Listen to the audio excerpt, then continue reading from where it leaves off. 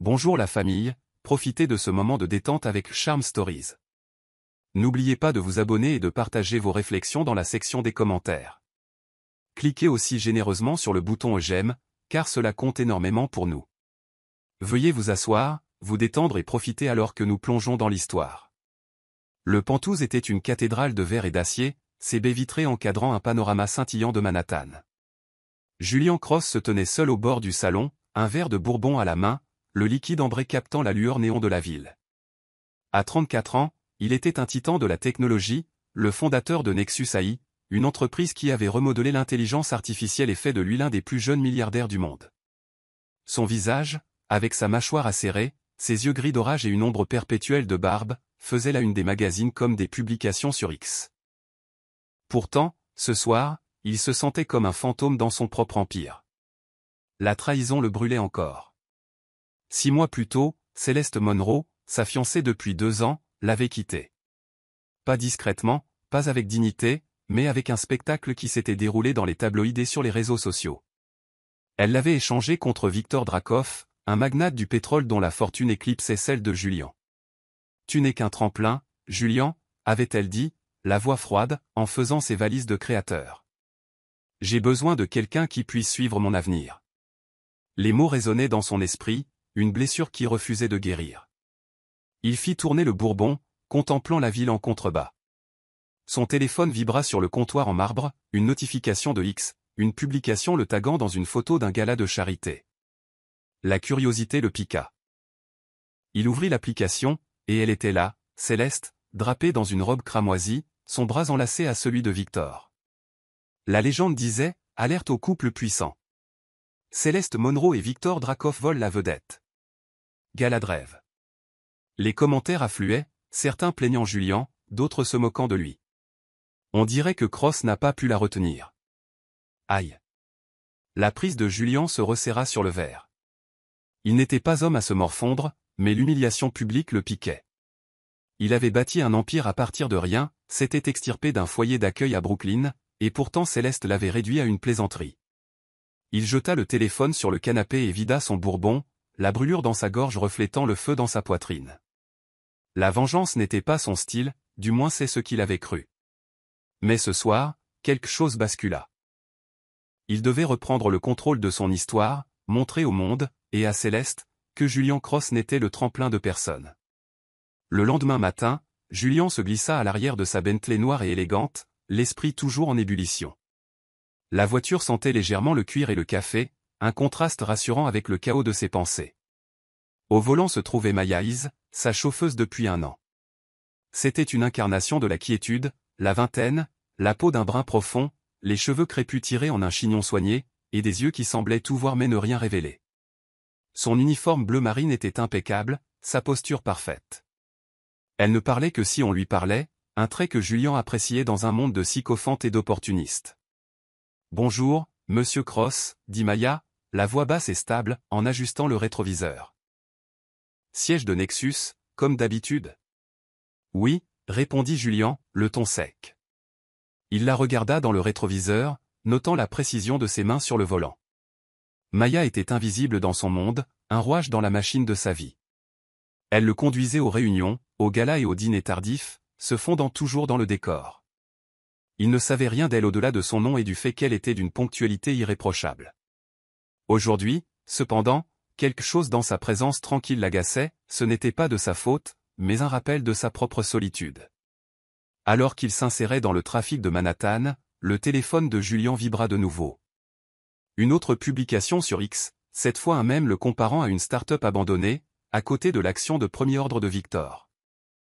Il marmonna une malédiction, et les yeux de Maya se tournèrent vers le rétroviseur, croisant les siens une fraction de seconde avant de revenir à la route. « Quelque chose ne va pas, monsieur ?» demanda-t-elle, son ton neutre mais pas robotique. Il y avait une trace de curiosité, une touche humaine qui le surprit.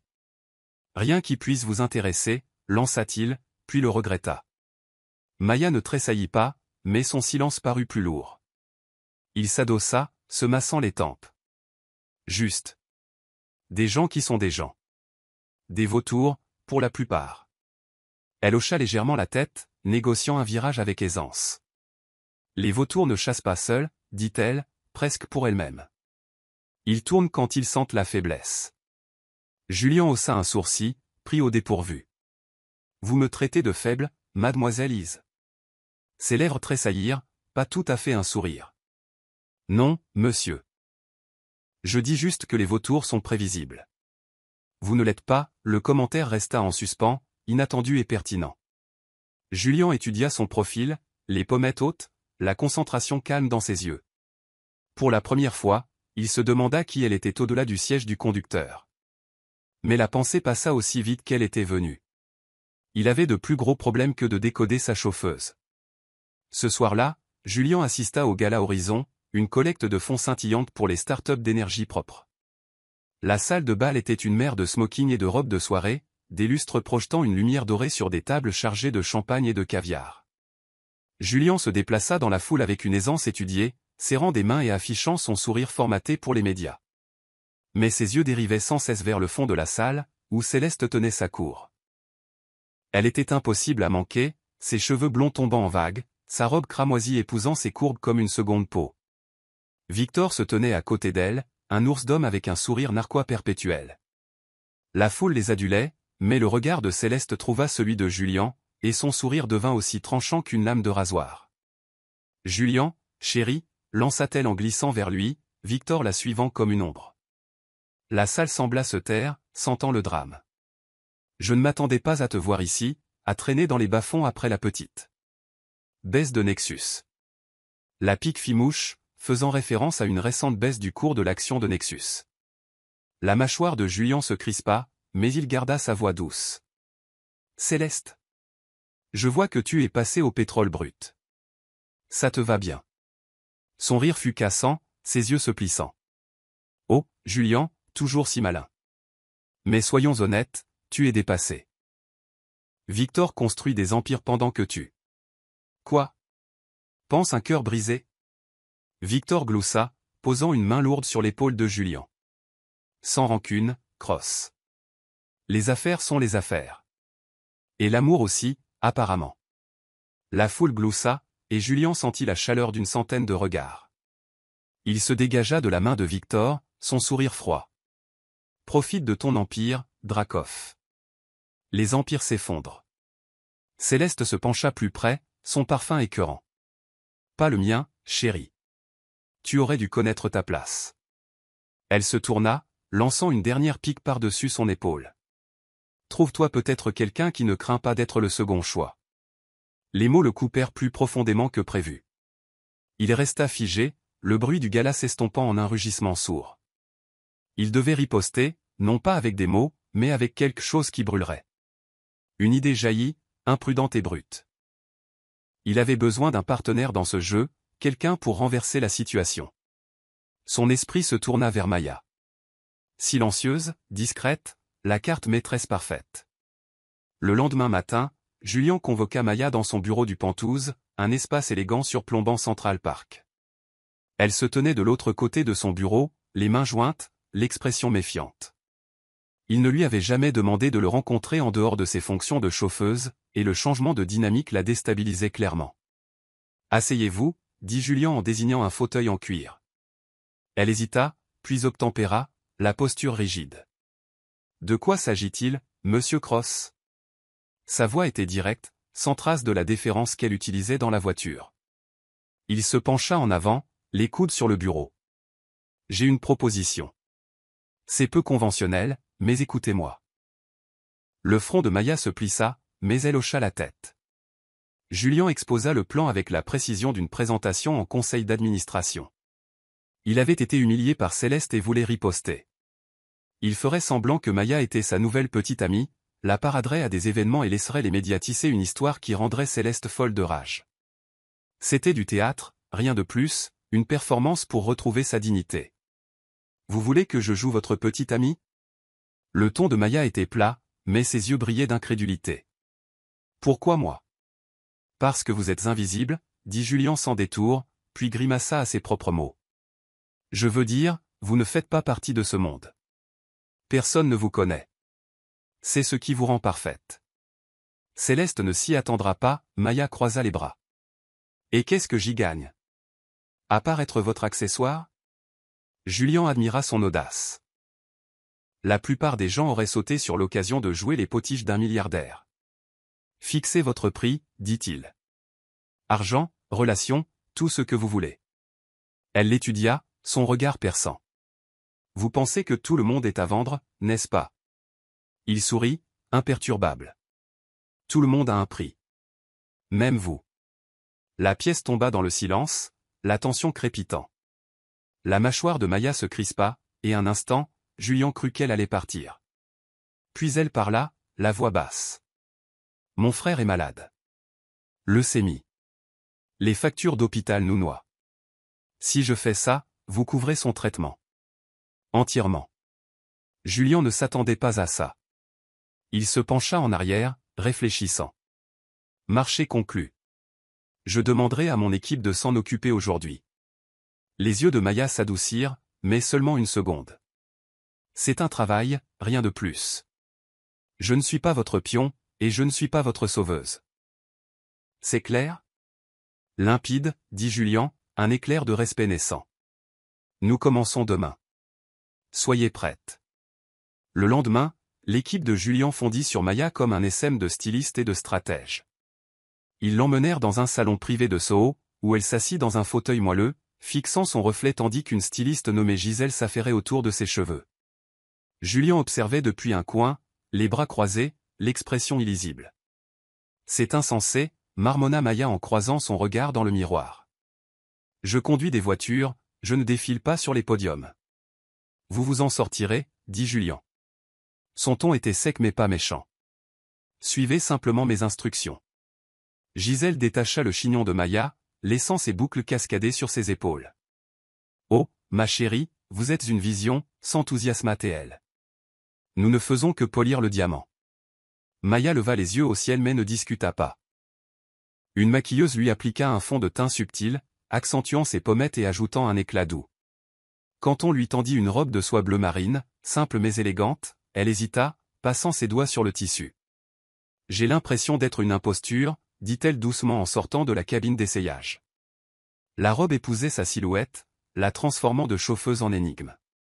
Le souffle de Julien se coupa, mais il le masqua par un hochement de tête. Vous avez l'air à votre place, dit-il. C'est ce qui compte. Elle croisa son regard, imperturbable. Ça a intérêt à marcher, Cross. Pour nous deux. Ce soir-là, ils se rendirent à un cocktail sur un toit, un événement à faible enjeu pour tester leur comédie. Julien lui offrit son bras en sortant de la Bentley, et Maya le prit, sa prise tendue. Le toit était animé par l'élite de Manhattan. Magnat de la technologie, influenceurs et vieille fortune. Les têtes se tournèrent à leur entrée, des chuchotements parcourant la foule. Qui est-elle? Murmura une femme en perles. Cross a déjà une nouvelle copine, répondit un homme en smoking. Julien se pencha, la voix basse. Souriez. Il nous regarde. Maya força un sourire, mais ses yeux étaient des poignards. Je ne suis pas une marionnette, murmura-t-elle en retour. Ne me poussez pas, gloussa-t-il en la guidant vers un groupe d'investisseurs. Vous vous en sortez très bien. Ne frappez personne, c'est tout. Alors qu'il se mêlait aux invités, Julien joua le petit ami attentionné, lui touchant le bras, riant à ses plaisanteries. Maya lui rendit l'appareil, son esprit vif et son aplomb inébranlable. À la fin de la nuit, X bourdonnait de photos d'eux, légendés, Julien Cross tourne la page avec une superbe femme mystère. Dans la voiture, après, Maya s'affala sur le siège passager, épuisée. C'était plus dur que de conduire aux heures de pointe, dit-elle. Julien la regarda, une douceur rare dans les yeux. Vous étiez parfaite. Céleste va perdre la tête. Maya ne sourit pas, bien. Mais n'oubliez pas notre accord. Il ne s'agit pas de vous. Il s'agit de mon frère. Julien hocha la tête, le poids de ses mots s'installant. Pour la première fois, il la vit non pas comme un moyen d'atteindre une fin, mais comme une personne avec des enjeux aussi élevés que les siens. Le jeu avait commencé, mais quelque chose lui disait qu'il ne se déroulerait pas aussi bien qu'il l'avait prévu. La transformation était complète, mais le véritable test ne faisait que commencer. Maya se tenait dans la cabine d'essayage privée d'une boutique de luxe de la 5e avenue, entourée de miroirs qui reflétaient une version d'elle-même qu'elle reconnaissait à peine. La robe de soie bleu marine de la veille n'avait été qu'un essai. Aujourd'hui, l'équipe de Julien avait mis les petits plats dans les grands. Elle portait une robe longue vert émeraude, son tissu scintillant comme du jade liquide, accentuant sa silhouette élancée et faisant ressortir la chaleur de sa peau d'un brun profond. Ses cheveux crépus avaient été coiffés en un chignon élégant, avec quelques mèches encadrant son visage. Des boucles d'oreilles en diamant, prêtées par un joaillier qui devait une faveur à Julien, brillaient sous l'éclairage doux de la boutique. Maya se tourna, attrapant son reflet sous un nouvel angle. C'est ridicule, marmonna-t-elle, sa voix un mélange d'admiration et d'inconfort. On dirait que je joue à la poupée. Julien s'appuya contre l'embrasure de la porte, les bras croisés, ses yeux gris la scrutant avec une intensité qui lui noua l'estomac. On dirait que tu es à ta place, dit-il, son ton neutre mais porteur d'une pointe d'admiration. C'est le but. Elle lui lança un regard, ajustant l'encolure de la robe. À ma place? Je suis chauffeuse, crosse. Ça, dit-elle en désignant la robe, les diamants, toute la scène, c'est un costume. Il s'approcha, sa présence remplissant la petite pièce. C'est une arme, Maya. Nous ne jouons pas seulement un jeu, nous réécrivons l'histoire. Céleste doit te voir comme une menace, pas comme un accessoire. La mâchoire de Maya se crispa. Elle n'aimait être l'arme de personne, mais le souvenir de son frère Toby, allongé dans un lit d'hôpital, son corps frêle relié à des perfusions, la maintenait ancrée. Julien avait déjà viré le premier paiement pour le traitement de Toby, et l'hôpital l'avait transféré dans une meilleure chambre. Pour cela, elle jouerait ce rôle, aussi absurde qu'il puisse paraître. Très bien, dit-elle en croisant son regard dans le miroir. Mais ne t'attends pas à ce que j'apprécie. Les lèvres de Julien tressaillirent, presque un sourire. Notez. Maintenant, voyons comment tu te débrouilles avec une vraie foule. Ce soir-là, ils arrivèrent à l'after-party du Megala, une affaire prestigieuse organisée sur un toit surplombant l'Hudson. L'air bourdonnait de conversations de célébrités, de verres qui teintaient du pouls d'un DJ en direct. Maya s'accrocha au bras de Julien, le cœur battant, alors qu'ils entraient dans une mer de stars et d'influenceurs. Les flashs crépitèrent, et elle sentit le poids d'innombrables regards. « Détends-toi » murmura Julien, son souffle chaud contre son oreille. « Tu n'es pas Maya la chauffeuse ce soir. Tu es Maya, la femme qui fait parler tout le monde. » Facile à dire pour toi, siffla-t-elle en retour, forçant un sourire alors qu'un photographe les prenait en photo. Tu es habitué à ce cirque. Il gloussa en la guidant vers un groupe de magnats de la technologie. Fais comme si c'était un trajet dans le trafic de Midtown. Tu as géré pire. La comparaison la calma, et elle redressa les épaules, laissant Julien la présenter comme « Maya is, ma partenaire », à plus d'un titre. L'ambiguïté de ces mots suscita des chuchotements, et au moment où ils atteignirent le bar, X s'illuminait déjà de publications. Qui est la nouvelle muse de Julien Cross? Mystère Megala. Le lendemain matin, Maya se réveilla avec son téléphone vibrant comme une ruche en colère.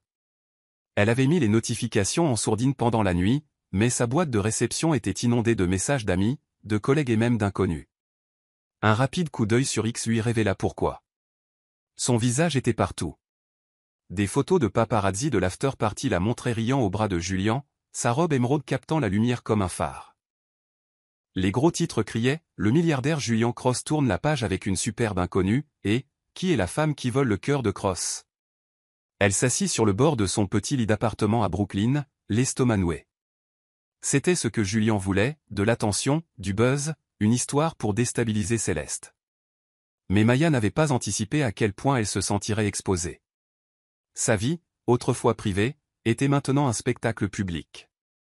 À midi, la Bentley de Julien s'arrêta devant son immeuble.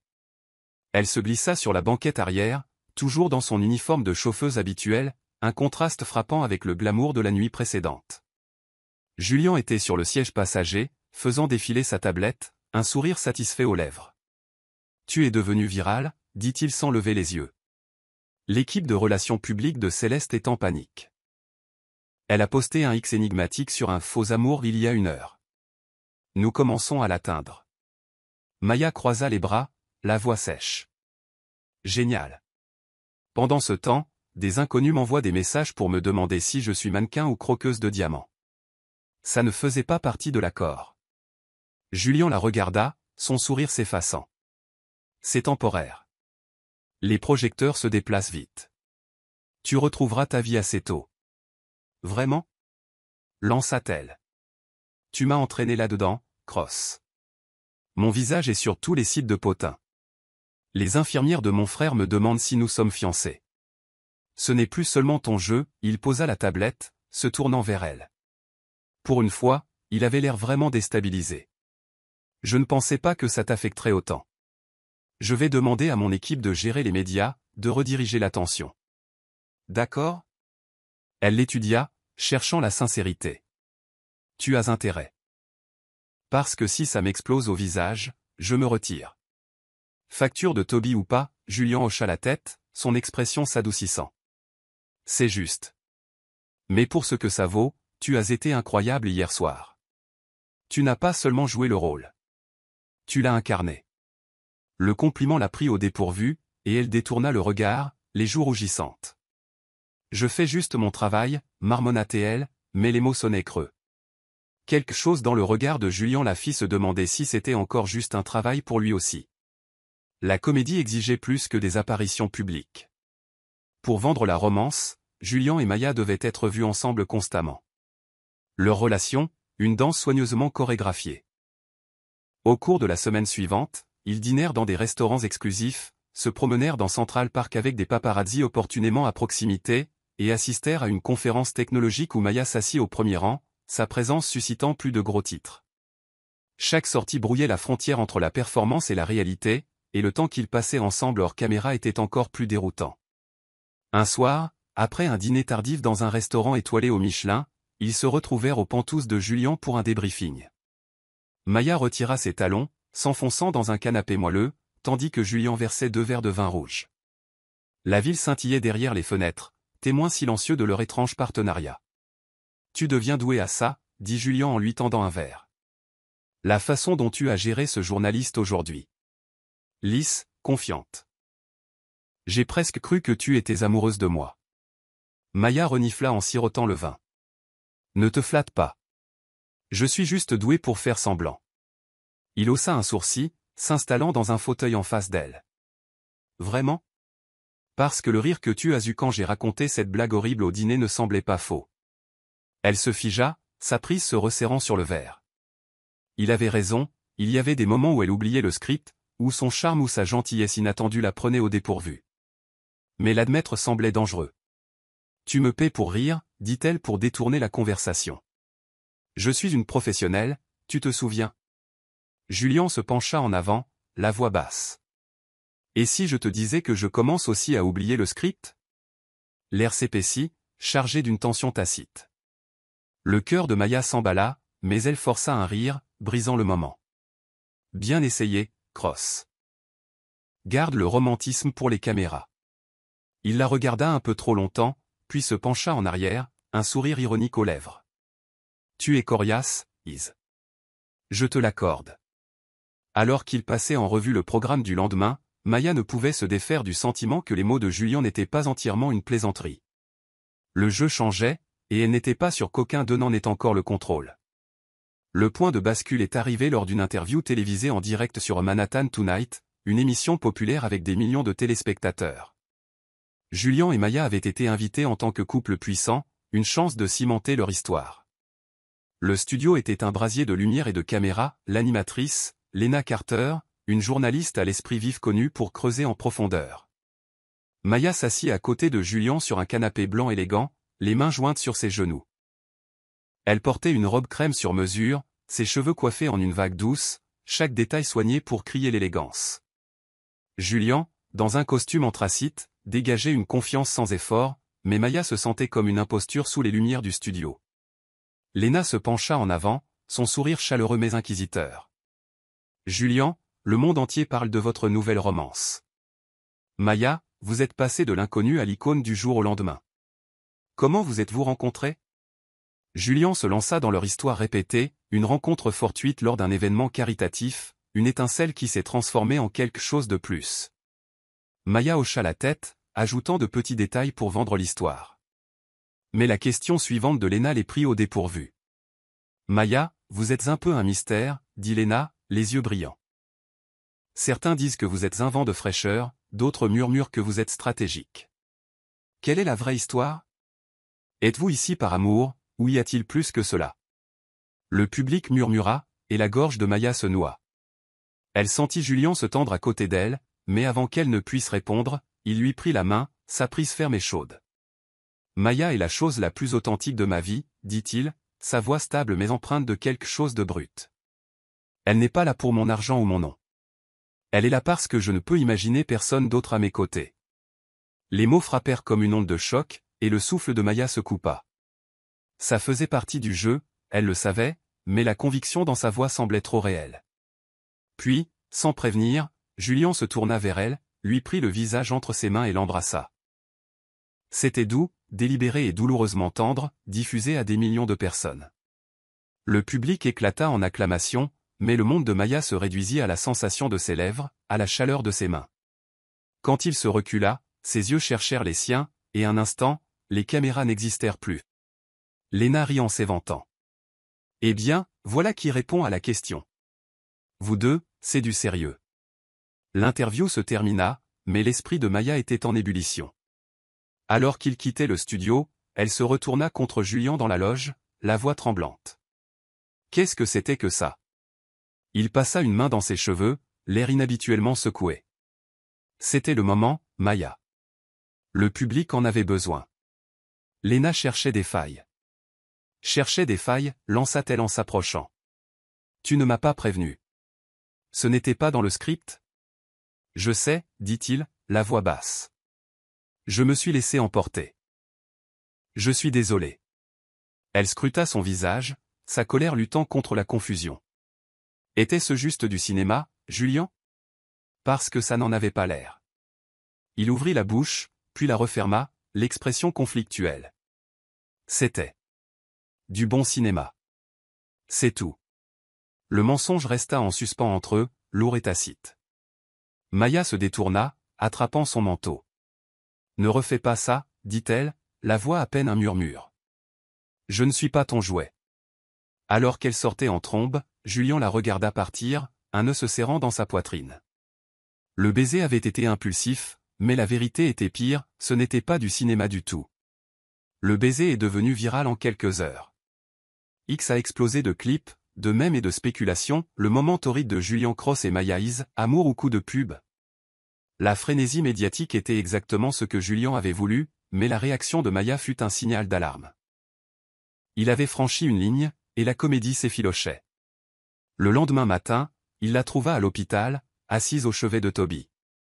Elle portait un jean et un sweat à capuche, sa persona glamour disparue, remplacée par la sœur qui ferait n'importe quoi pour son frère. Toby, un adolescent dégingandé à la tête rasée, dormait, sa respiration régulière grâce au nouveau traitement que l'argent de Julien avait permis. Maya leva les yeux à l'entrée de Julien, son expression gardée. « Que veux-tu, Cross ?» « M'excuser, dit-il en gardant ses distances. Le baiser était une erreur. J'aurais dû te demander d'abord. Elle se leva, croisant les bras. Tu crois qu'une excuse arrange ça? Je ne suis pas seulement ta fausse petite amie, Julien. Je suis une personne. J'ai une vie, des sentiments, des limites. Tu n'as pas le droit de jouer avec ça. Il hocha la tête, la mâchoire crispée. Je sais. Je me suis laissé prendre par le plan, par tout. Ça n'arrivera plus. Elle l'étudia, ses yeux cherchant la vérité. Pourquoi ai-je l'impression que tu ne me dis pas tout? Julien hésita, le poids de ses sentiments grandissant pesant sur sa poitrine. Il voulait lui dire que le baiser avait signifié quelque chose, qu'il commençait à la voir non pas comme une partenaire de vengeance mais comme quelqu'un à qui il ne pouvait s'arrêter de penser. Mais admettre cela ruinerait tout, le plan, le raccord, sa confiance. C'est sous contrôle, dit-il finalement, les mots ayant un goût de cendre. Nous nous en tiendrons au script à partir de maintenant. L'expression de Maya s'adoucit, mais seulement légèrement. Bien. Parce que si tu refais quelque chose comme ça, j'arrête. Quoi qu'il arrive. Alors qu'elle se retournait vers Toby, Julien ressentit une pointe de quelque chose qu'il n'avait pas ressenti depuis des années. La peur. Non pas de perdre le jeu, mais de la perdre, elle. La prise de conscience le frappa durement, et il sut que la comédie ne concernait plus seulement Céleste. Elle concernait Maya, et le cœur qu'il était dangereusement proche de lui donner. Les retombées du baiser télévisé persistaient comme un nuage d'orage. Maya avait repris son rôle de petite amie de Julien pour les apparitions publiques, mais elle était sur ses gardes, ses interactions avec lui sèches et professionnelles. Julien, pendant ce temps, se décomposait. Le baiser avait fissuré quelque chose en lui, une prise de conscience que Maya n'était plus seulement un moyen d'atteindre une fin. Mais l'admettre signifierait démanteler le complot de vengeance sur lequel il avait bâti son retour, et il n'était pas prêt à abandonner sa colère contre Céleste. C'est lors d'un rare moment de calme, après une vente aux enchères caritatives à Tribeca, que Julien tomba sur un fragment du passé de Maya qui changea tout. Ils étaient dans la Bentley, Maya au volant pour la première fois depuis des semaines, le ramenant à son Penthouse. Les lumières de la ville défilaient, et le silence entre eux était lourd, rompu seulement par le bourdonnement du moteur. Julien, agité, rompit le silence. « Tu es différente depuis l'interview. » Distante. « Si c'est à propos du baiser, je me suis excusé. Que veux-tu de plus de moi ?» Les mains de Maya se resserrèrent sur le volant, ses yeux fixés sur la route. « Ce n'est pas seulement le baiser, Cross. C'est tout ce jeu. Je mens à tout le monde. Mes amis, mon frère. Je prétends être quelqu'un que je ne suis pas, et ça me ronge de l'intérieur. » Il se pencha en avant, la voix plus douce. « Tu le fais pour Toby. Ce n'est pas faire semblant. C'est un sacrifice. » Elle rit, amère et sèche. « Ne fais pas comme si tu comprenais le sacrifice. Tu es un milliardaire qui joue à des jeux de vengeance pendant que je me bats pour maintenir mon frère en vie. Nous ne sommes pas pareils. » Le mot le piqua, mais Julien insista, la curiosité l'emportant sur la prudence. « Alors dis-moi. Qui es-tu, Maya ? Au-delà de la chauffeuse, au-delà de cet accord. Quelle est ton histoire ? » Elle hésita, la mâchoire crispée. Un instant, il crut qu'elle allait le repousser. Puis, d'une voix basse, elle parla. « J'étais étudiante en musique. À Juillard. Bourse complète. Violon. J'étais douée, vraiment douée. J'avais des rêves de Carnegie Hall, tout le tralala. Puis Toby est tombé malade, et tout s'est arrêté. J'ai abandonné, j'ai pris ce travail pour payer les factures. Voilà qui je suis. Quelqu'un qui a tout abandonné pour sa famille. » Julien s'adossa, stupéfait. Il l'avait vue comme compétente, résiliente, mais ceci, c'était une vie interrompue, un rêve enterré. « Pourquoi ne me l'as-tu pas dit ?» demanda-t-il, la voix à peine un murmure. « Parce que ce ne sont pas tes affaires, » lança-t-elle, mais ses yeux brillaient. « Tu m'as engagé pour conduire et pour simuler une romance, pas pour que je te vide mon sac. » Il voulut argumenter, lui dire qu'il s'en souciait, mais les mots restèrent coincés dans sa gorge. Au lieu de cela, il dit, « Tu es plus qu'une chauffeuse, Maya. Tu l'as toujours été. » Elle ne répondit pas, mais l'air dans la voiture changea, chargé de vérité tacite. Pour la première fois, Julien vit le poids qu'elle portait, et son complot de vengeance lui parut petit, mesquin même. Alors qu'il s'arrêtait devant son immeuble, il sut qu'il ne pouvait plus la laisser dans l'ignorance, pas s'il voulait la garder dans sa vie. Le lendemain soir, Julien et Maya assistèrent à un gala technologique de haut niveau au Guggenheim, leur apparition la plus publique depuis l'interview. Maya portait une élégante robe noire qui épousait ses courbes, sa présence commandant l'attention dès leur entrée. Julien joua son rôle à la perfection, son bras autour de sa taille, son sourire éblouissant pour les caméras. Mais sous la surface, il était distrait, rejouant leur conversation dans la voiture, luttant avec des sentiments qu'il ne pouvait nommer. Le gala battait son plein quand Céleste fit son entrée, une vision en or, sa présence comme une allumette sur de l'essence. Elle traversa la foule, Victor Dracoff à ses côtés, ses yeux se fixant sur Julien et Maya avec une intention prédatrice. La salle bourdonna, sentant le drame, et Julien sentit Maya se tendre à ses côtés. « Tiens, tiens » ronronna Céleste en glissant vers eux, la voix dégoulinante de venin. « Si ce n'est pas le couple heureux. Julien, tu t'es surpassé avec cette amélioration. » Son regard balaya Maya, dédaigneux et cruel. Le sourire de Maya était aussi tranchant qu'une lame de rasoir. « Céleste, n'est-ce pas? J'ai tant entendu parler de vous. Rien de bon. » La foule bloussa, et les yeux de Céleste se plissèrent. Audacieuse pour une moins que rien. « Dis-moi Maya, qu'est-ce que ça fait de jouer à la poupée dans le monde de Julien? Ça doit être épuisant de prétendre qu'on est à sa place. Julien s'avança, la voix basse et dangereuse. Laisse-la tranquille, Céleste. Tu n'as pas le droit de lui parler comme ça. Céleste rit, imperturbable. Oh Julien, ne sois pas si sensible. Je suis juste curieuse de ton petit projet. C'est ton rebond ou ta vengeance? Ou les deux? Le visage de Maya brûla, et Julien la sentit se retirer, sa main glissant de son bras. J'ai besoin d'air, marmonna-t-elle en se tournant vers la terrasse.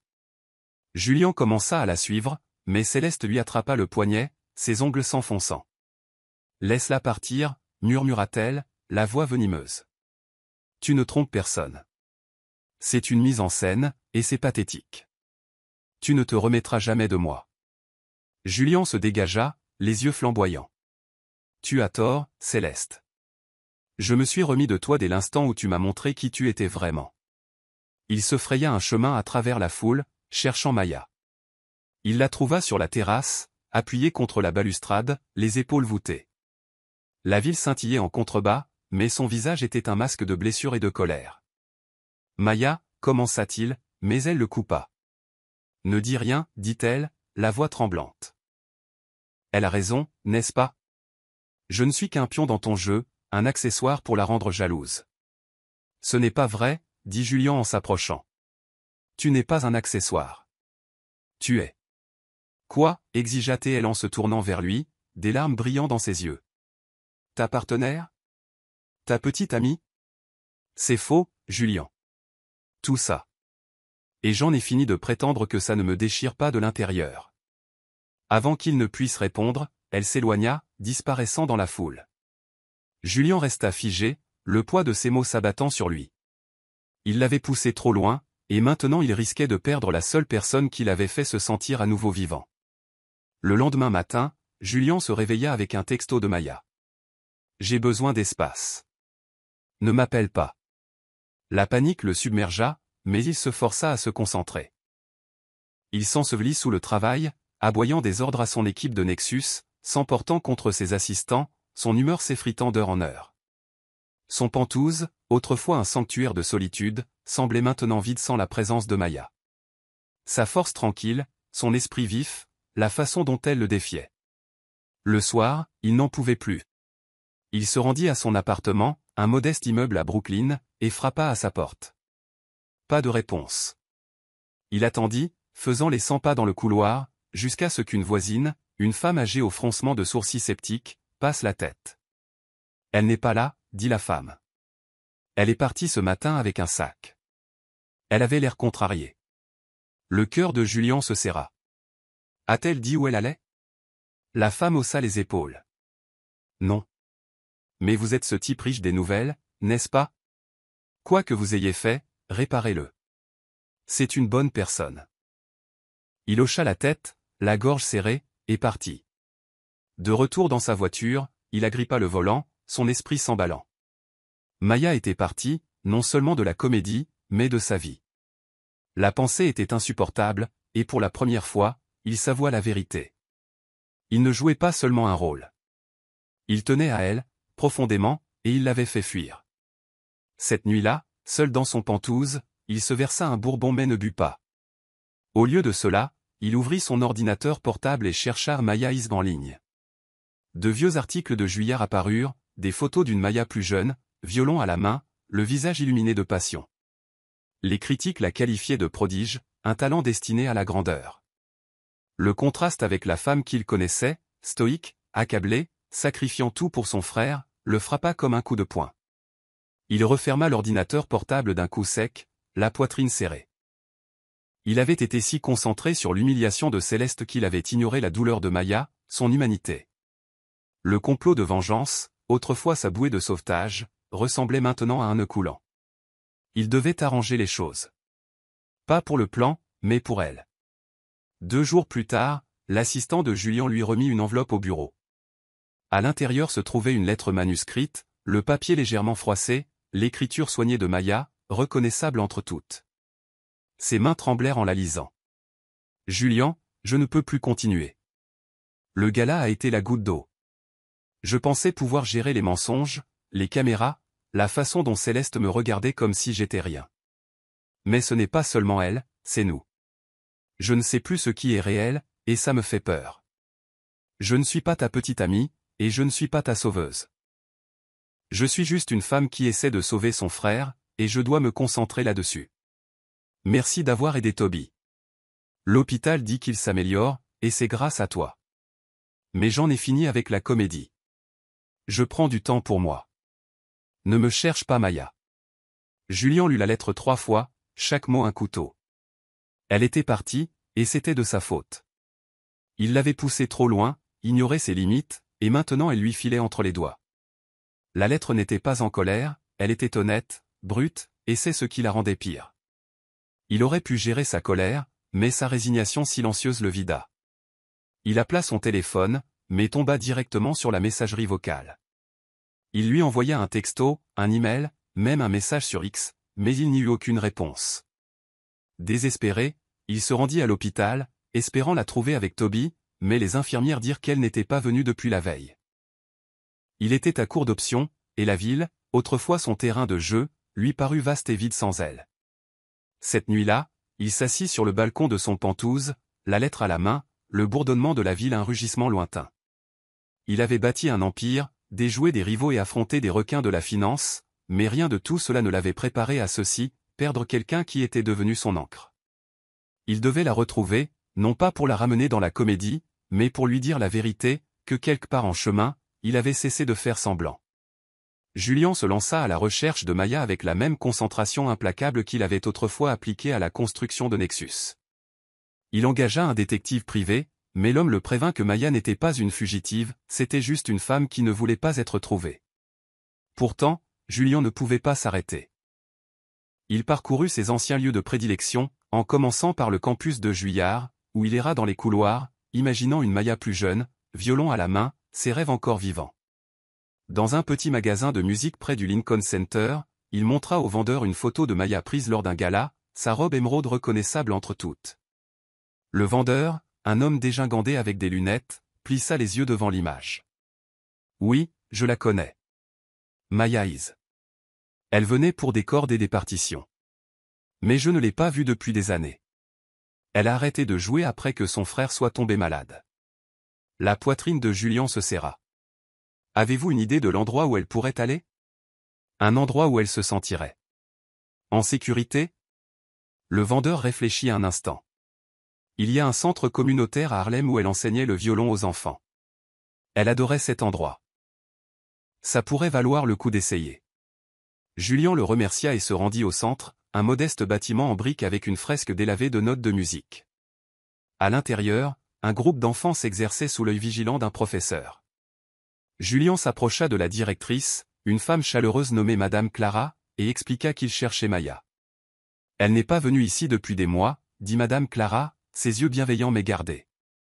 Mais je vais vous dire ce que je lui ai dit quand elle est partie, elle porte trop de choses. Si vous êtes son amie, donnez-lui de l'espace. Elle reviendra quand elle sera prête. Je ne suis pas son amie, dit Julien, la voix brute. Je suis l'idiot qui l'a blessée. Madame Clara l'étudia, puis s'adoucit. Alors vous avez du travail à faire, n'est-ce pas? Commencez par l'écouter, pas la pourchasser. Le conseil le frappa durement. Julien quitta le centre, sa détermination vacillant.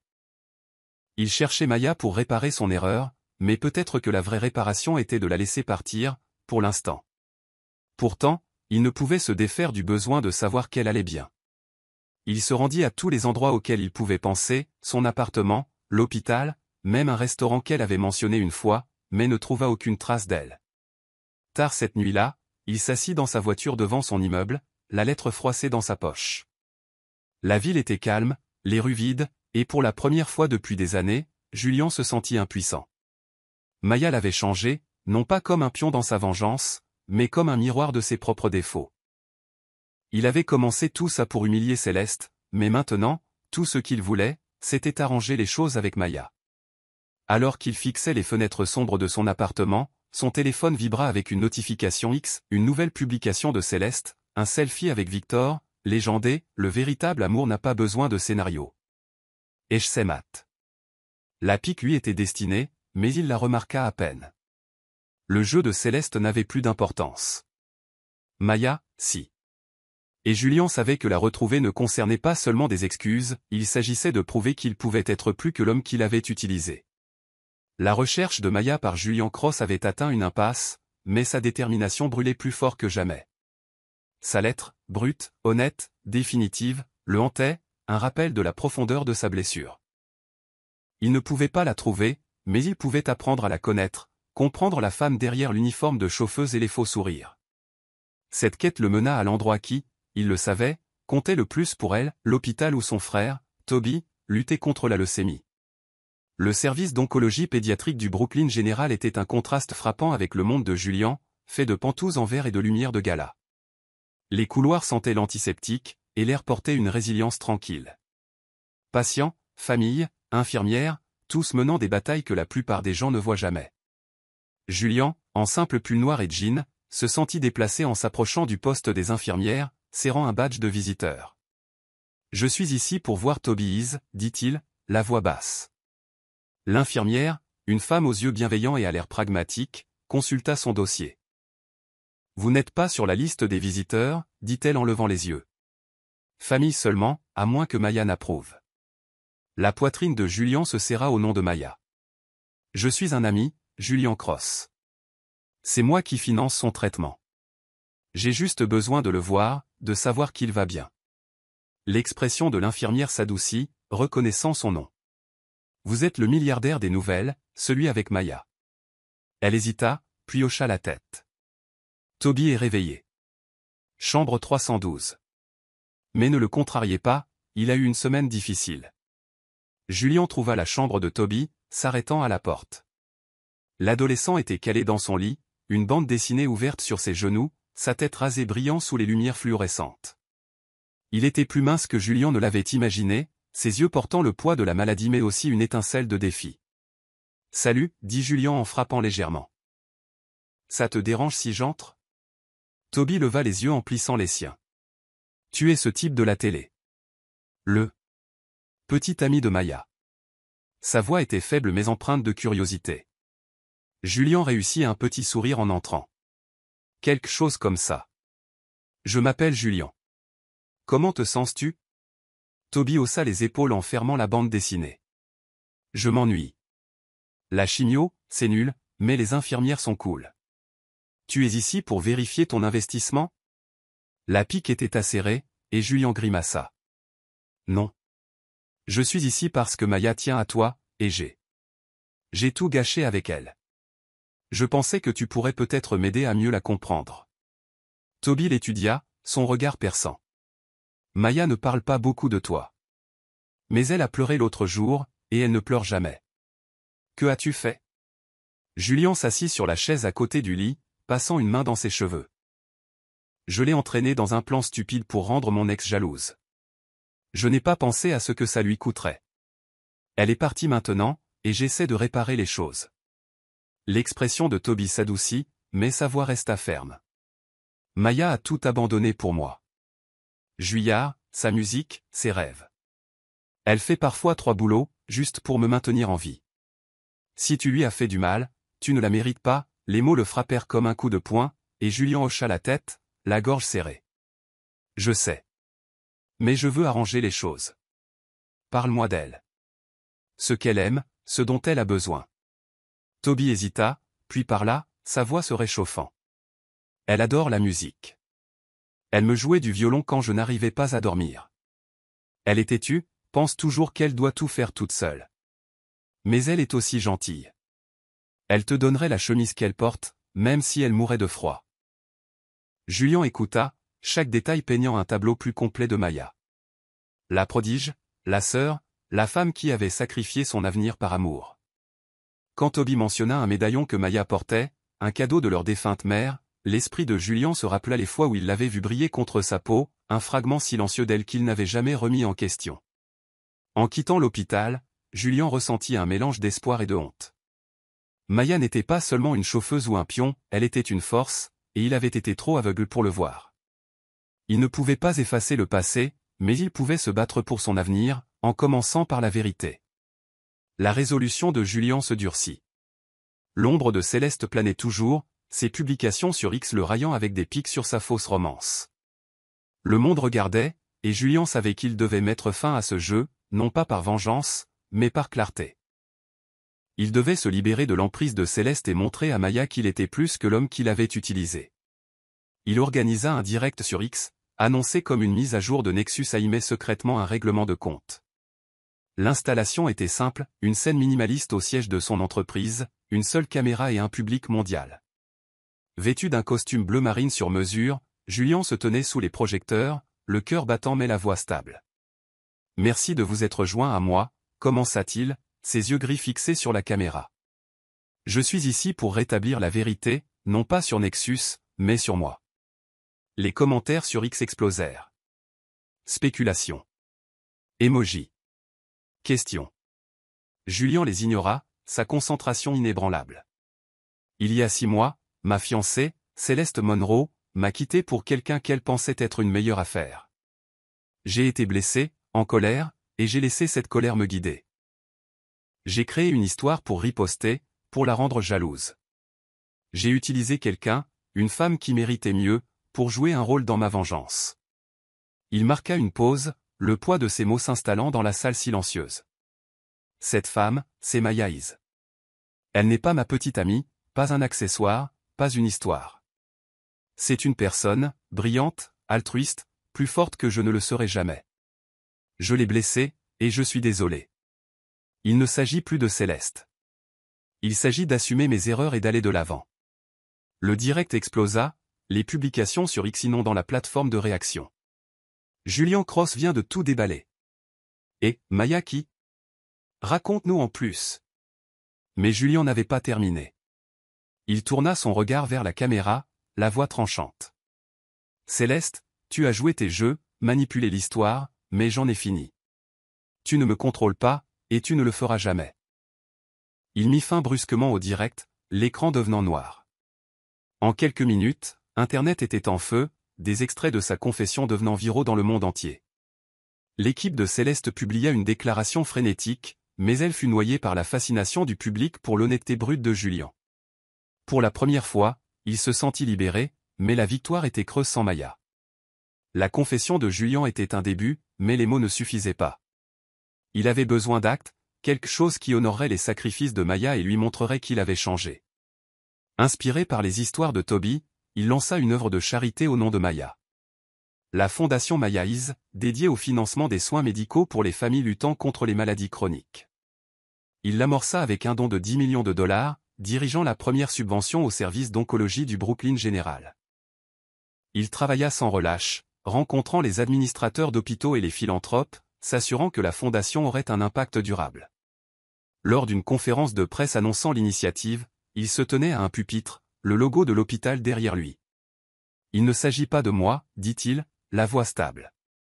Il s'agit de gens comme Maya Is, qui donnent tout pour ceux qu'ils aiment.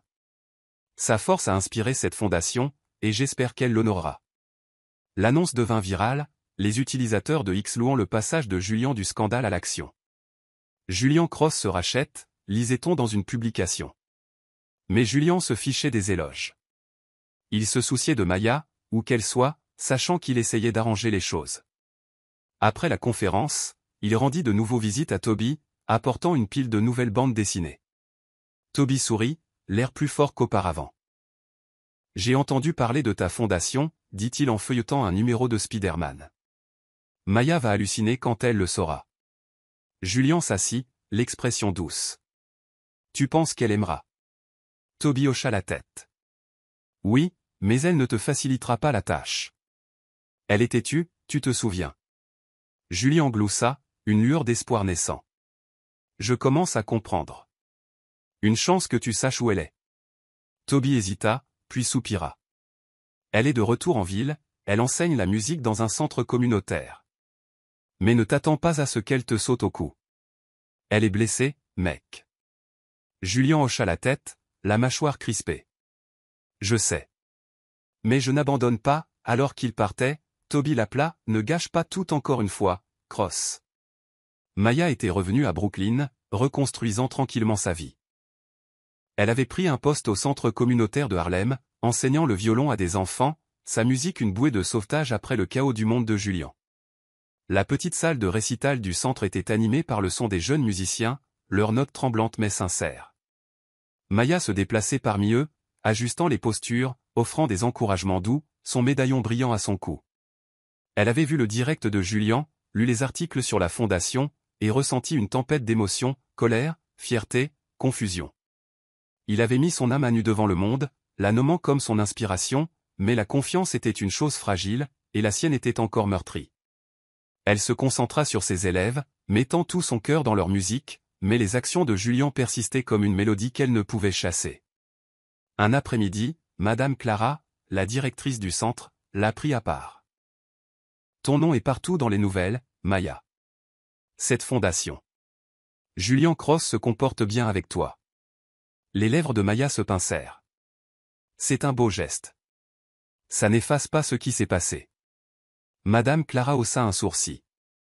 Peut-être pas. Mais il essaie. La question est, que veux-tu? Rester en colère, ou voir s'il vaut la peine d'être pardonné? Maya ne répondit pas, mais la question la suivit chez elle. Cette nuit-là, elle joua du violon seule, les notes s'élevant et douloureuses, une conversation avec son propre cœur. Julian l'avait blessée, mais il avait aussi sauvé Toby, donné à sa musique un héritage.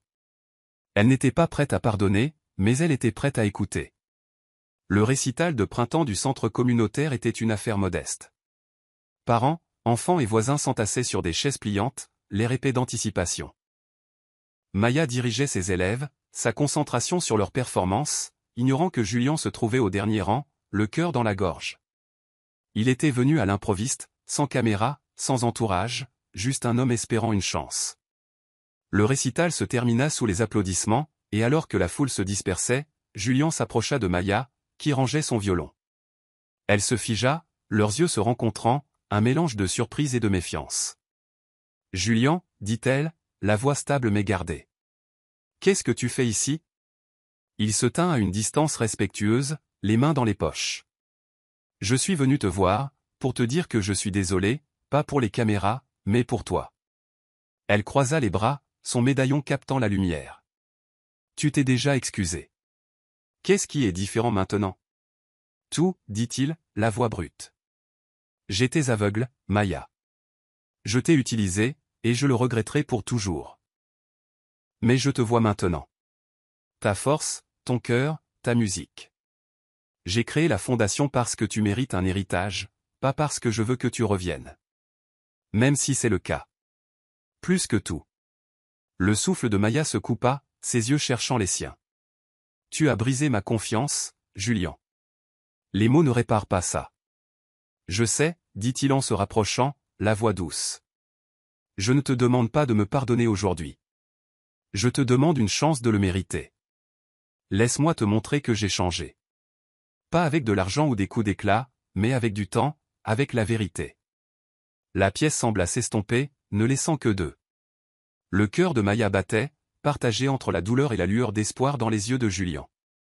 Je ne dis pas oui, dit-elle finalement, la voix ferme. Mais je ne dis pas jamais. Prouve-le, Julian. Et ne t'attends pas à ce que je te facilite la tâche.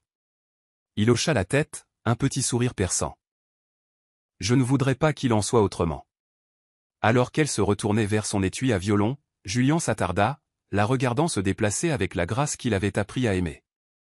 Le chemin à parcourir était long, mais pour la première fois, il lui semblait que c'était un chemin qui valait la peine d'être parcouru. Le centre communautaire de Harlem était calme après le récital de printemps, les dernières familles s'évanouissant dans la soirée. Maya se tenait seule sur la petite scène, son étui à violon ouvert, ses doigts effleurant le bois poli de l'instrument. La performance avait été un triomphe, les notes de ses élèves résonnant claires et fières, mais son esprit était ailleurs, rejoignant l'apparition inattendue de Julian Cross et sa demande sincère d'une chance de regagner sa confiance. Elle ne s'attendait pas à le voir, pas après des semaines de silence, pas après sa confession publique sur X qui avait bouleversé Internet. Ses mots avaient été bruts, ses excuses sincères, mais la confiance était une chose fragile, et celle de Maya était encore en convalescence. Pourtant, en rangeant son violon, elle ne pouvait nier la lueur d'espoir que sa présence avait suscité. Julian s'attardait à l'entrée, la regardant avec une intensité silencieuse. Il avait abandonné le vernis du milliardaire, pas de costume, pas d'entourage, juste un jean et un pull noir, ses yeux gris doux mais résolus. Il s'éclaircit la gorge, et Maya leva les yeux, son expression gardée mais pas froide. « Tu es encore là » dit-elle en fermant l'étui à violon. « Je pensais que tu serais à mi-chemin d'une salle de conseil à 7 heures. » Il s'avança, les mains dans les poches, un soupçon de nervosité dans son sourire. « J'ai pensé ce que j'ai dit, Maya. Je ne suis pas là pour le spectacle. Je dois te dire quelque chose, et si tu veux que je parte après, je le ferai. » Elle croisa les bras, son médaillon brillant à son cou. « Alors, vas-y et dis-le. » Julien prit une profonde inspiration, sa voix basse mais stable. « Ça a commencé comme un jeu, de la vengeance, de l'ego, peu importe comment tu veux l'appeler. Je t'ai utilisé, et je porterai cette honte pour toujours. Mais quelque part en chemin, ça a cessé d'être un rôle. Je t'ai vu, ta force, ton cœur, la façon dont tu te bats pour Toby, la façon dont tu donnes vie à la musique. Je suis tombé amoureux de toi, Maya. Pas du rôle que tu jouais, mais de toi. » Les mots restèrent en suspens, bruts et sans défense. Le souffle de Maya se coupa, ses yeux cherchant les siens pour toute trace de tromperie. Elle s'était préparée au charme, à la manipulation, mais la vulnérabilité de Julien était désarmante, son regard fixe malgré la peur qu'il contenait. « Tu n'as pas le droit de dire ça, dit-elle, la voix tremblante. Pas après tout. L'amour n'efface pas les mensonges, Julien. Je sais, dit-il en se rapprochant mais en s'arrêtant court, respectant son espace. Je ne te demande pas de m'aimer en retour. Je te demande de croire que j'essaie d'être meilleur. Pour toi, pour Toby, pour moi-même. J'attendrai aussi longtemps qu'il le faudra. » Le cœur de Maya battait, partagé entre la douleur de sa trahison et la sincérité de sa voix. « Pourquoi devrais-je te croire » demanda-t-elle, la voix plus douce maintenant, presque un murmure. « Qu'est-ce qui est différent cette fois ? » « Parce que je ne me cache plus, dit-il. Pas de caméra, pas de scénario, juste moi. Et je continuerai à être là, Maya, jusqu'à ce que tu me dises d'arrêter. » Elle soutint son regard, sa résolution vacillant. « J'ai besoin de temps, Julien. Je ne peux pas me lancer là-dedans comme ça. » Il hocha la tête, un éclair de soulagement dans les yeux. « Prends tout le temps dont tu as besoin. Je ne vais nulle part. » Alors qu'il se tournait pour partir, Maya l'appela. « Julien. » Il s'arrêta, se retournant. « Ne me fais pas regretter ça. » Il sourit, petit mais sincère. « Je ne le ferai pas. » Les semaines qui suivirent furent une danse délicate. Maya ne sauta pas dans les bras de Julien, mais elle ne le rejeta pas non plus. Elle accepta de le voir, prudemment, selon ses propres termes. Un café lors d'une réunion était un test, une chance pour Julien de prouver que ses paroles n'étaient pas vides. Un après-midi, ils s'assirent sur un banc de parc, les feuilles d'automne craquant sous leurs pieds. Maya sirota son café, son écharpe enroulée serrée contre le froid, tandis que Julien la regardait, sa confiance habituelle remplacée par une patience tranquille. « Tu es différent, » dit-elle, rompant le silence confortable. « Moins arrogant. Qu'est-il arrivé au type qui pensait pouvoir acheter le monde ? » Julien gloussa en se frottant la nuque. Il a eu une prise de conscience. « Tu es arrivé, Maya. Tu m'as montré ce qui compte. La famille, l'honnêteté, se battre pour quelque chose de plus grand que soi. » Elle haussa un sourcil, sceptique mais intrigué. « Et qu'est-ce qui est plus grand que l'ego de Julien Cross ?» Il se pencha en avant, la voix sincère. « Toi. Toby. La fondation. Je pensais que le succès, c'était le pouvoir, l'argent, la victoire. Mais maintenant, c'est de faire une différence, comme tu le fais tous les jours. » Les lèvres de Maya tressaillirent, presque un sourire. « Fais attention, Cross. Tu commences à ressembler à un être humain décent. » Dieu m'en préserve, la taquina-t-il, mais ses yeux étaient sérieux. « Je le pense, Maya. Je veux être quelqu'un en qui tu peux avoir confiance, pas seulement quelqu'un que tu tolères. » Elle l'étudia, sa garde s'adoucissant. « Je ne suis pas prête à dire que je t'aime, dit-elle, la voix ferme mais pas méchante. Mais je suis prête à voir où ça mène. Lentement. Pas de jeu, pas de mensonge. » Julien hocha la tête, son soulagement palpable. « Lentement, ça me va. Pas de jeu, je le jure. » Alors qu'il rentrait à son appartement, Maya sentit un changement. Pas de l'amour, pas encore, mais une possibilité. Pour la première fois, elle crut que Julian pourrait valoir le risque. Au cours des mois suivants, Julian et Maya construisirent quelque chose de nouveau. Pas une comédie, mais une amitié enracinée dans l'honnêteté. Ils passèrent du temps avec Toby, qui répondait bien au traitement, son énergie revenant. Julian apportait des bandes dessinées et de mauvaises blagues de cafétéria d'hôpital, gagnant l'approbation réticente de Toby. « Tu n'es pas aussi nul que je le pensais », dit Toby un jour en souriant. « Mais si tu blesses encore ma sœur, je lâcherai les infirmières sur toi. » Julian rit en levant les mains. Marché conclu. Je me tiendrai à carreau. Avec Maya, Julian était patient, la laissant dicter le rythme. Il assista au récital de ses élèves, où il applaudit plus fort que quiconque, et il la rejoignit au centre communautaire, aidant aux ateliers de musique. Un soir, alors qu'il rangeait après un cours, Maya le regarda empiler des chaises, les manches retroussées, une tache de craie sur la joue. « Tu le fais vraiment » dit-elle, mi-amusée, mi-impressionnée. « Le milliardaire passe la serpillière maintenant ?» Il sourit en s'appuyant sur une chaise. « Pour toi, je nettoierai toute la ville. » Et puis, ses enfants sont géniaux. Ce gamin, Jamal, il a un sacré jeu de violoncelle. Maya rit, le son léger et sans retenue. Tu n'as pas tort. Mais ne pense pas que ça te dispense de tout. Je te surveille toujours, Cross. Bien, dit-il, la voix s'adoucissant.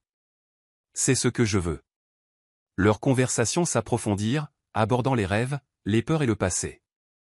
Un soir, autour d'un plat à emporter dans son appartement, Maya se confia sur le médaillon de sa mère, celui qu'elle ne quittait jamais. C'est tout ce qu'il me reste d'elle, dit-elle en touchant le pendentif en argent. Elle m'a appris à jouer, m'a dit que la musique pouvait tout guérir. Julian écouta, les yeux doux. Tu guéris les gens maintenant, Maya. Tes élèves, Toby, même moi. Ta mère serait fière. Elle détourna le regard, la gorge serrée. Tu n'as pas encore le droit de dire ça, dit-elle, mais sa voix manquait de son tranchant habituel. Continue d'être là, et peut-être que je te croirai. Il hocha la tête, son sourire silencieux. Je n'arrêterai pas, le printemps arriva, peignant Brooklyn de nuances de vert. La confiance de Maya en Julian avait grandi, une lente floraison nourrie par sa constance. Ils étaient au centre communautaire, préparant un récital de collecte de fonds, quand le moment arriva. La salle était vide, les enfants rentraient chez eux, et Maya accordait son violon, les notes douces et mélancoliques. Julian regardait depuis une chaise pliante, le cœur plein. Elle était belle, pas seulement son apparence, mais son esprit, la façon dont elle se donnait corps et âme à tout ce qu'elle aimait. Il avait attendu des mois, respectant ses limites, mais l'envie d'être plus proche était écrasante. « Tu me fixes » dit Maya en levant les yeux, une lueur espiègle dans le regard. Pris en flagrant délit, dit-il en se levant et en montant sur scène. « Tu es incroyable, tu sais ça ? La façon dont tu fais chanter ce violon, c'est comme si tu racontais une histoire. » Elle baissa l'instrument, son sourire doux. « C'est juste de la pratique. Des années de pratique. » C'est plus que ça, dit-il en s'arrêtant à 1 mètre d'elle. C'est toi. Tout ce que tu es. L'air changea, chargé d'une possibilité tacite. Le souffle de Maya se coupa, ses yeux cherchant les siens. Pendant 4 mois, elle l'avait tenu à distance, testant sa sincérité.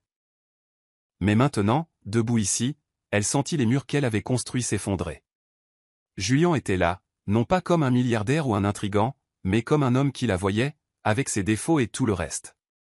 Elle posa le violon, comblant la distance entre eux. « Tu as été patient, dit-elle, la voix basse. Plus que ce à quoi je m'attendais. Tu en vaux la peine, dit-il, la voix à peine un murmure. Tu l'as toujours valu. » Maya leva la main, ses doigts effleurant sa mâchoire, puis, selon ses propres termes, elle l'embrassa. C'était lent, délibéré, une promesse et une question. Julian se figea une fraction de seconde, puis lui rendit son baiser, ses mains douces sur sa taille, comme s'il avait peur de briser le moment. Quand ils se séparèrent, ses yeux étaient brillants, son sourire timide mais réel. « Ne prends pas la grosse tête, dit-elle en reculant, le ton taquin. Ça ne veut pas dire que nous sommes officiels. » Julian rit, le cœur s'envolant. Notez. Mais je prends ça comme une victoire. Alors qu'elle reprenait son violon, Maya se sentit plus légère qu'elle ne l'avait été depuis des années. Le baiser n'était pas une résolution, mais c'était un début. Un début qu'elle avait choisi, pas scénarisé. 6 mois plus tard, Julian et Maya se tenaient dans un petit jardin de Brooklyn, entourés d'une poignée de proches. Toby, maintenant en rémission, Madame Clara, quelques élèves de Maya et les plus proches collaborateurs de Julian chez Nexus. Il n'y avait pas de caméra, pas de publication sur X, pas de lumière scintillante de gala. Juste un mariage tranquille, l'air parfumé au jasmin, les vœux simples et sincères. Maya portait une robe blanche, élégante mais sobre, son médaillon brillant sur sa clavicule. Julian, dans un costume gris sur mesure, ne pouvait détacher ses yeux d'elle. Alors qu'ils échangeaient leurs alliances, il parla le premier, la voix stable mais épaisse d'émotion. « Maya, tu m'as appris ce que l'amour signifie vraiment. Pas un jeu, pas une transaction, mais être là, chaque jour, quoi qu'il arrive. Je promets d'être ton partenaire, ton ami et ton plus grand fan, aussi longtemps que tu voudras de moi. » Les yeux de Maya brillèrent, son sourire radieux. « Julian, tu as brisé ma confiance une fois, mais tu l'as reconstruite, pièce par pièce. Je promets de te défier, de t'aimer et de faire de la musique avec toi, de toutes les manières qui comptent. » Ils s'embrassèrent sous de doux applaudissements, Toby sifflant bruyamment, faisant rire la foule. Plus tard, alors qu'ils dansaient sous des guirlandes lumineuses, Maya posa sa tête sur l'épaule de Julian, sa voix un murmure. « Pas de regret, demanda-t-elle, mi-taquine. « Aucun, dit-il, ses bras se resserrant autour d'elle. « Tu es ma vérité, Maya. Tu le seras toujours. » Elle se recula, les yeux pétillants. « Bien. Parce que je ne vais pas te laisser t'en tirer facilement. » Il sourit en l'embrassant sur le front. « Je ne voudrais pas qu'il en soit autrement. » Alors que la nuit se déroulait, remplie de rires et de musique, Julian et Maya surent qu'ils avaient trouvé quelque chose de rare, un amour bâti sur la croissance, la grâce et le courage de recommencer. Le monde extérieur pouvait garder ses gros titres. Ici, c'était réel. Je suis heureux que vous soyez arrivés jusqu'à la fin. J'espère que vous avez apprécié l'histoire. N'hésitez pas à cliquer généreusement sur le bouton j'aime et à vous abonner pour d'autres récits captivants comme celui-ci. Nous aimerions avoir de vos nouvelles. Quelles leçons avez-vous tirées de cette histoire? Partagez vos réflexions dans les commentaires ci-dessous. À la prochaine histoire.